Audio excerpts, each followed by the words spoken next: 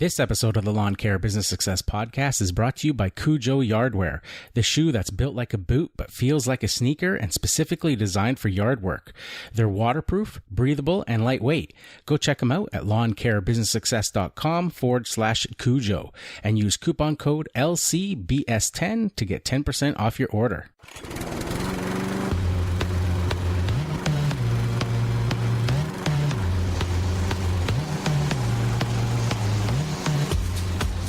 You're listening to the Lawn Care Business Success Podcast, the weekly show sharing proven methods and systems in marketing, equipment, and customer service, educational and motivational, to help make your lawn care business an overwhelming success. Now here's your host, Julio Tomei. Welcome, Lawn Care Nation, to another episode of the Lawn Care Business Success Podcast. I'm your host, Julio Tomei, and this is episode number 160, entitled Solo versus Crew. Well, hello, everybody, and thanks again for joining me this week on another episode of the Lawn Care Business Success Podcast. Really appreciate you guys tuning in each and every week and downloading those episodes, and of course, for the questions, the comments, the feedback that you guys have been sending through, and for, as always, the podcast reviews.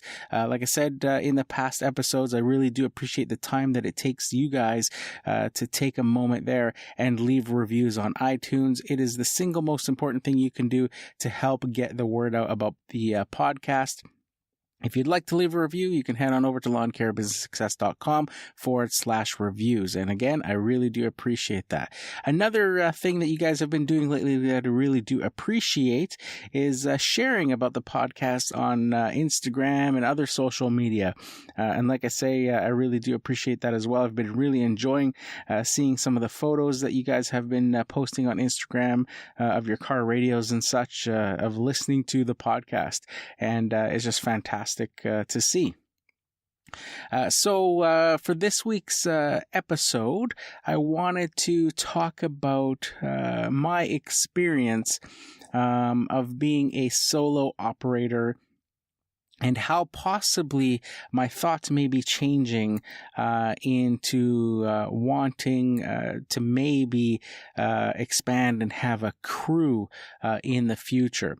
I'm just going to play the podcast announcements, and then we'll get into the week's episode in its entirety right after this, so stay tuned. Hey guys, if you have any questions or comments about the show, I'd love to hear from you. You can head on over to lawncarebusinesssuccess.com/contact. For you Instagram users out there, be sure to follow me at Lawn Care Business Success. And if you haven't checked out my videos yet, well, what are you waiting for? Be sure to subscribe to the Lawn Care Business Success YouTube channel. Now, I know you guys love listening to audio while you work as much as I do, so I've partnered up with Audible to offer you guys a free 30-day trial and 2 free audiobooks of your choice. There's no long-term commitments, and you can cancel anytime.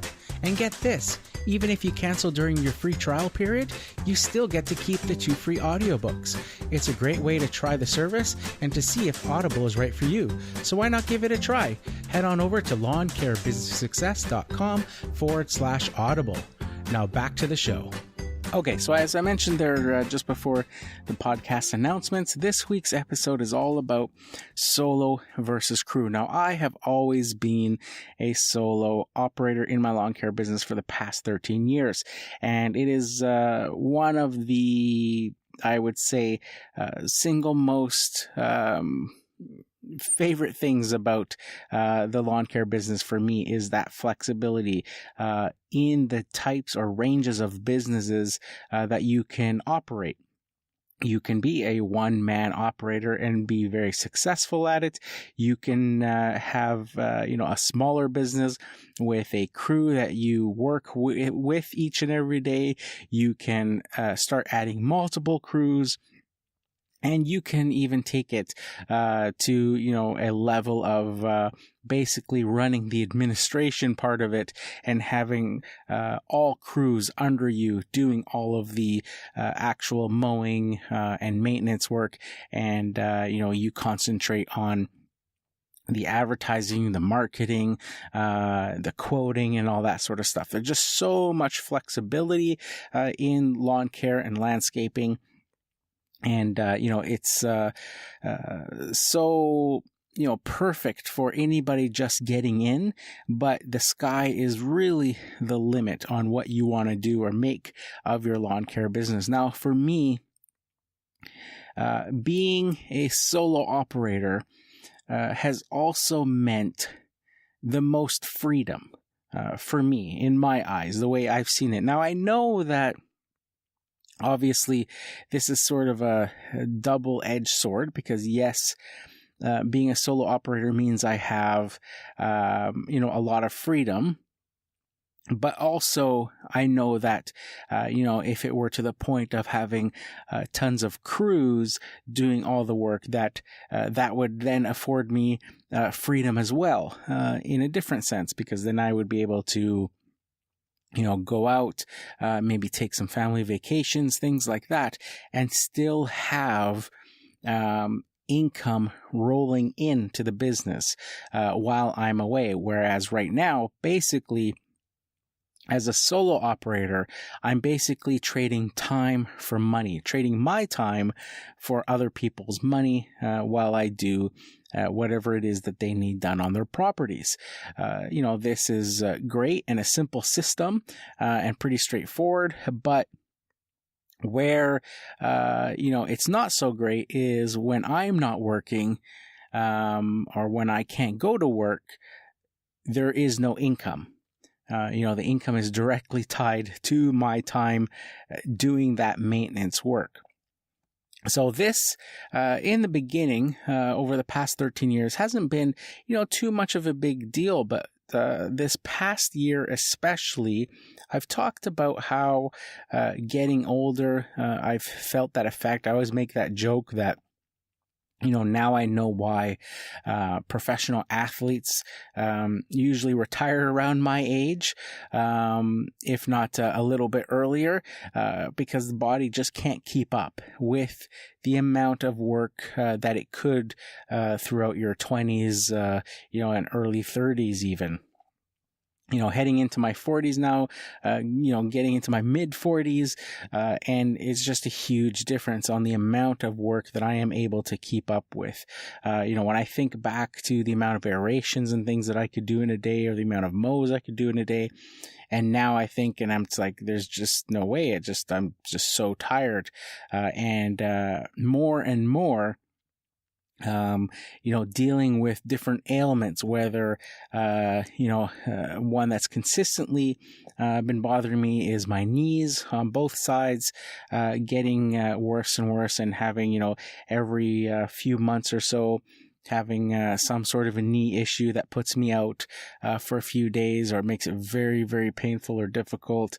Another thing that's come up over the past 6 years or so was I got gout in one of my feet, and eventually that has spread into other areas as well. And it's not a regular thing. I can keep it sort of under control. And so I'm not at the point with that one where I'm taking like a medication or something every day for it. So I try to manage it through diet and things like that. But it will creep up on me, and it will, I'll get some pretty bad flare-ups, like I've had this previous week, where literally I cannot walk. I was, when I got it last week on the Friday, I started feeling it creeping in, and by the evening, I couldn't put any weight on my foot. Luckily, it was the weekend, and it is summertime, and my mowing schedule is on a basically every other week type basis for probably 90% of my clients. And then the other 10% are clients that water and fertilize, and they have me do the liming and aeration. They're sort of the full service clients, and they have irrigation, so their lawns are green and still growing. So with those, that 10%, I'm still mowing them every week through the summer. Every other part of the year, I mow every week for everybody, but when it hits summer, because of sort of the drought, it doesn't rain here. as often the lawns dry up. And because the rest of the year is always so wet, most people don't invest in sprinkler systems. There's not really, irrigation and built-in systems. Couple that together with the fact that there's a lot of sprinkler regulations and water restrictions that forbid people watering outside of the hours of 4 a.m. and 9 a.m. and only on designated days based on their address. It gets to be pretty complicated for most people, and most people just don't care, and they just don't water their lawns. 90% of those clients, those lawns turn brown, and I visit them now in July and August. I drop from a weekly visit to a every 2-week visit, and I just, visit them every 2 weeks, and basically knocking down any weeds or dandelions and things in those lawns, because those lawns generally are ones as well that don't have the aerations, the fertilizers, and all that sort of stuff. So luckily, with this current ailment of, this flare-up of gout that I've got this last week, it started on the end of my mowing schedule. And like I said, into that Friday, it became so painful, I couldn't even set my foot on the ground. I was literally crawling around to get anywhere in the house. And that lasted for a couple days, using crutches and things like that. After 2 days or so and of drinking literally about 2 gallons of water a day, trying to flush my system out and have my kidneys clear out the little crystals that form in the joints that create the painful gout. It was starting to clear up a little bit, and I was able to start, being able to put my foot down. And through this whole time, I was worrying about, because I never know how long a gout attack is going to be. It could be a day, it could be 2 days. It can go 10 days, it can go 2 weeks, of being very, very painful. And, my thought immediately was like, how am I going to get my lawns done when I need to do them? And like I said, it started at the end of my mowing week, my full mowing week. So coming the next week, I only had that 10% left that I would need to mow for that next week as far as mowing jobs go. And I fill those second weeks, those every other weeks with all the hedge trimming jobs and things that people have asked for, prunings and things like that, pressure washing, all that sort of stuff. But I knew that because I never promise people what day I'm going to do stuff, I just basically say I'll put it on the list and I'll get to it when I can. I knew that, that can afford me a few extra days past the weekend if I need to, where I can, push my recovery of this gout. But by the latest, I'd have to go out on Wednesday and do those lawns. I usually, on that, as most of you guys know that listen to the podcast, I mow 3 days a week, on the Tuesday, Wednesday, and Thursdays. But on that second week throughout the summer, when I'm sort of in that off week and only doing that 10%, I combine them all into one day, and I'll do them on the Wednesday and get them all done in one day. So I was thinking, okay, at my latest, I'll have to get this done on that Wednesday. Basically Wednesday rolls around. I was able to at least, start to limp, while I was walking. And so I went out to do my lawns. It took, way longer than it should have. And in fact, I ended up having to split that 10% into 2 days because of just the amount of pain in my foot while I was push mowing these lawns, and having to trim and blow and all that sort of stuff. And then of course parking situations where some of these neighborhoods I'm having to park and have farther away and walk, and it was just like just an agonizing ordeal altogether. So I'm still, going into the recovery. That was this past week basically. And, we're heading into now a full week of mowing, and I'm able to at least walk. But like I said, it's not without pain. I'm still limping and all that. And like I said, this is all just started me thinking about, maybe as I'm getting older, my body's telling me that it can't keep up. I keep having these ailments with my knees, with my back, with these gout flare-ups and all sorts of other things that, I guess with old age start to creep up on you. And I started thinking, maybe now is the time to start thinking about, having a crew and taking the business to another sort of level or different direction. Because going the way I am going at the moment of being a solo operator, if I were to, think to myself honestly, I would say that my years are probably numbered as far as, how much longer I can do this on my own, just because of the ailments and stuff.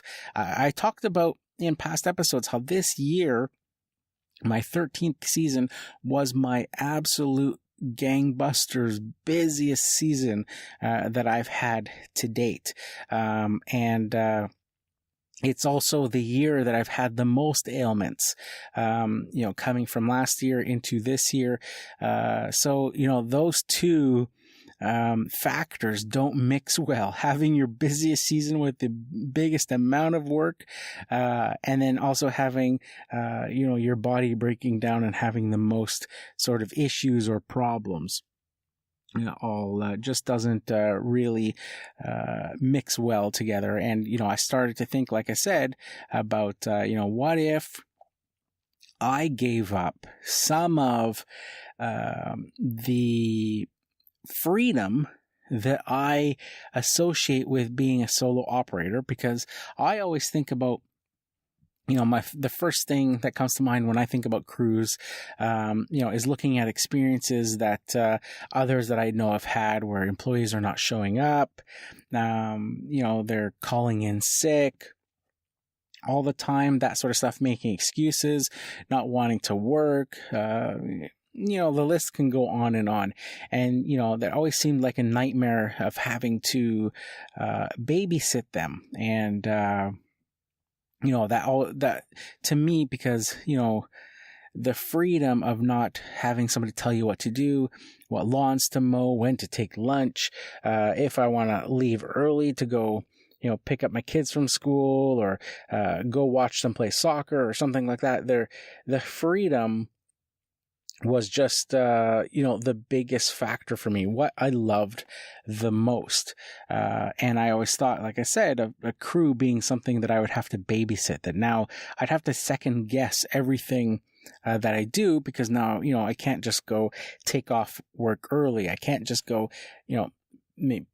pick up my kids from school or things like that, because I have these employee with me, and that person's on the clock, and I don't want to be paying them for riding around the truck while I'm running my own personal errands and stuff.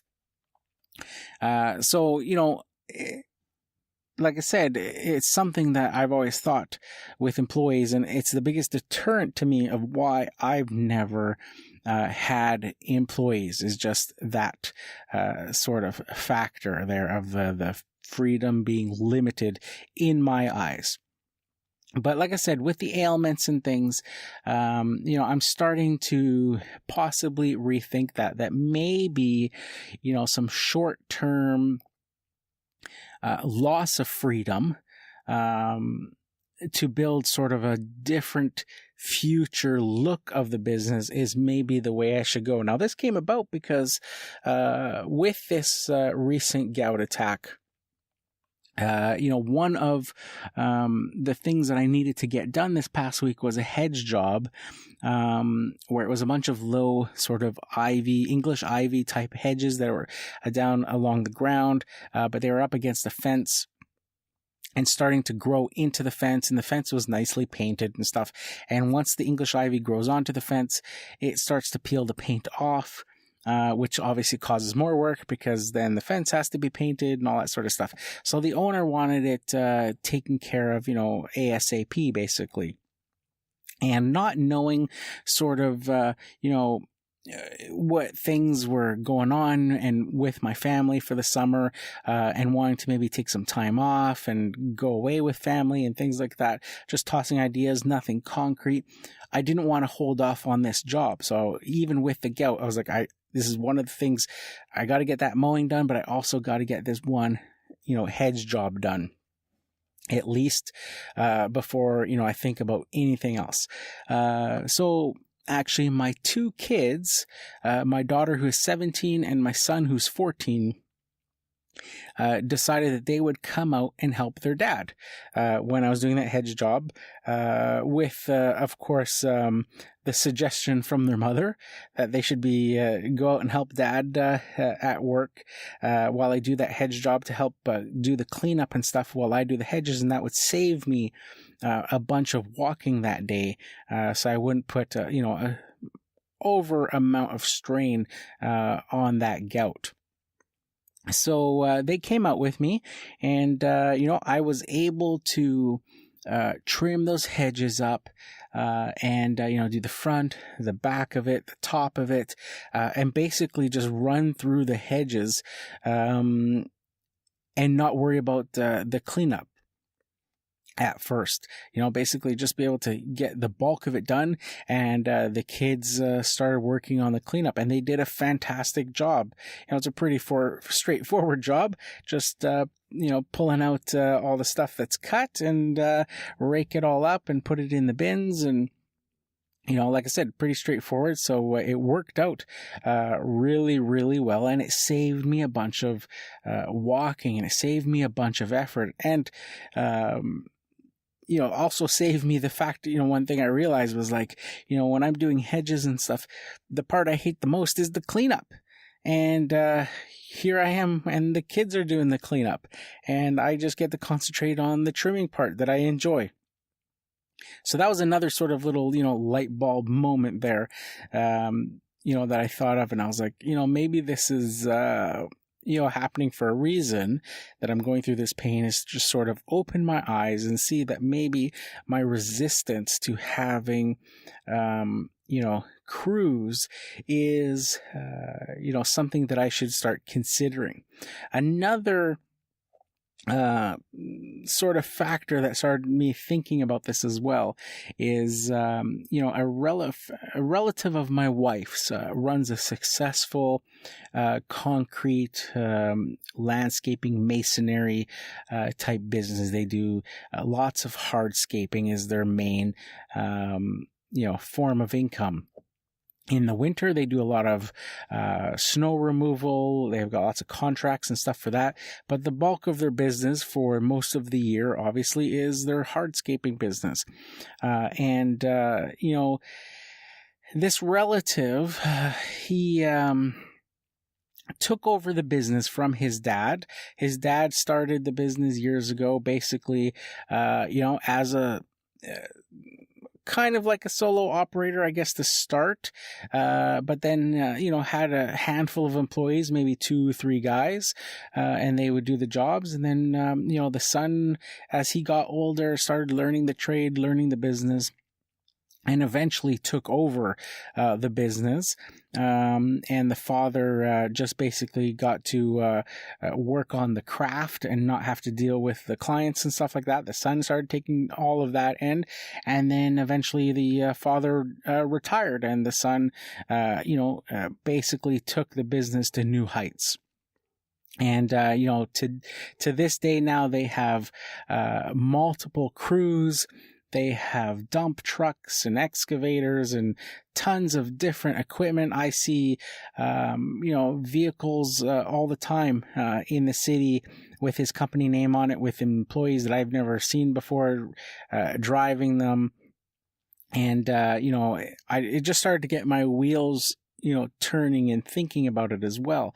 And then, for the past 2 summers, this relative has gone away. He's actually purchased a house in another country, a vacation property, And he goes there now for 3 weeks to a month, and the business keeps running.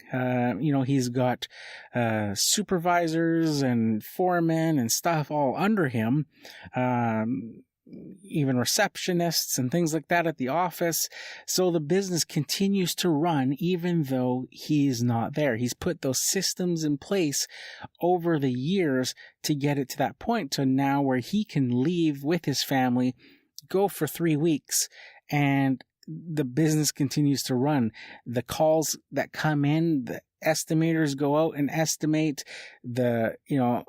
jobs are arranged, the foremans, take their crews there, the crews, everybody knows their job, even though, he's not directly involved on a day-to-day basis during those periods where he can take some time away. Of course, if they need anything, he's only a phone call away and he can arrange, certain things there, but it's also let him, be able to travel, and he's been able to procure different items and products in these other countries when he goes on vacation, basically making it like a working holiday.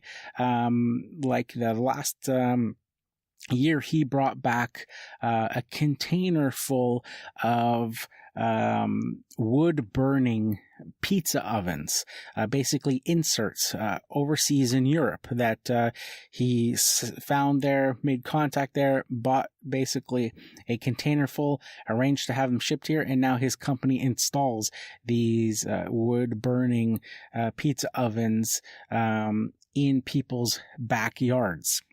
So he does all the masonry work and stuff around these pizza ovens.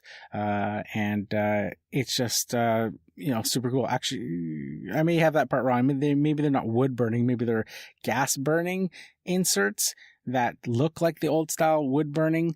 But anyways, they go into the backyard. They have to do all the masonry work and hardscaping around basically this insert that goes in. It kind of looks like a little igloo that they build into, all their masonry work, and the client is left, with this little door that opens up, and it's basically an oven in their backyard for doing pizzas and that sort of stuff. Sort of a very niche product, but he's done very well having and selling projects with these, building these into people's backyards.